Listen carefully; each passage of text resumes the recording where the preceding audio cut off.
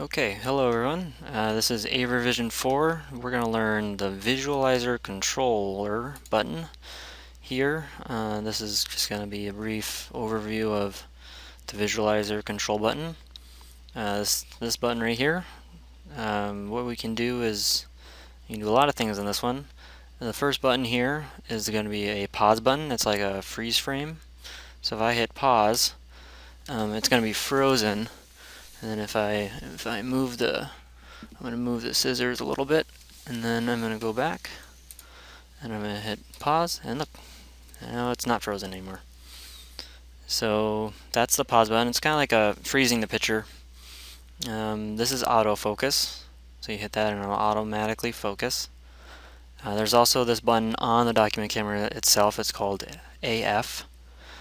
Here's a zoom. These two are zoom buttons, so if I want to zoom in more, I'm going to zoom out. And then if you ever get lost and if you think you're too far in, you hit reset and it'll zoom all the way out and show you as wide as it can go. If you notice that you can't get it facing the way you want to, you can hit this button right here or rotate it. So this will be good for, a lot of text. Sometimes it's hard to know what's the top and what's the bottom, and these buttons will help. And so that's the first section. The second is if you hit this button, image adjustment, you're going to find all these other options. So when you first open it, it will be all these. Then if you hit image adjustment, all these new options will pop up. So if you want to go back to the other options, you hit that little arrow right here. So the first button here is the sun, its brightness. So you can go really bright or you can go really dark. It's usually pretty good at adjusting for you.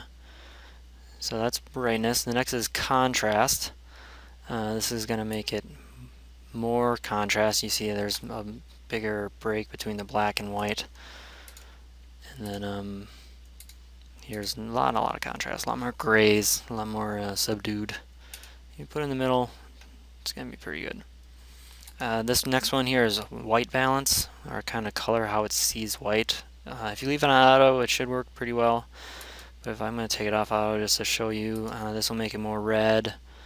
This will make it more blue. It kind of puts like a tint over it. But if you just do auto, it should make the whites white and the blacks black. This is manual focus. So you notice I got my air can here. I want to focus more on that. So I'm going to try to make that focused. It's not a 3D object, so it's focusing on here. I thought it would work better, but so that's how you can manually change the focus on that button. And this is exposure. This is about how much light it lets in. So if you notice, I got the sun coming in through the window here, so I want this area to be brighter. So I'm going to change the exposure. I'm going to take it off auto and make it more bright. So because I want to show what's in this section up here. So I can make that brighter, and yeah, auto, and it'll auto adjust to whatever. This is a cool one. This is an angle. So if you have something at an angle, you can rotate it as you wish, and it'll manually rotate that, and you hit reset and it'll go back to 0. This is fun. This is color. This will make it black and white, this guy here. And this is inverted or negative. So so this is now white, this is now black. And then since this was a brown before, it kind of turns it blue. Oh, no, this one. And this is back to normal. So this is a negative. Do kind of a cool effect with that. And this is normal. So that's cool. And then this is, you can have 2 modes. This is a mode button. So this is for fast motion. If you're going to be doing a lot of moving things around on the document camera, you can do a fast motion setting. And this is text mode, made for text.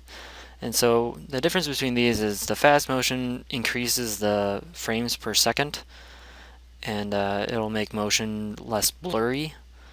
And the text is probably a richer kind of contrast for text and reading. And so yeah, that is the Visualizer Control button. brief overview. It's where you do a lot of image adjustment basically. And so yeah, so next we'll go to annotation.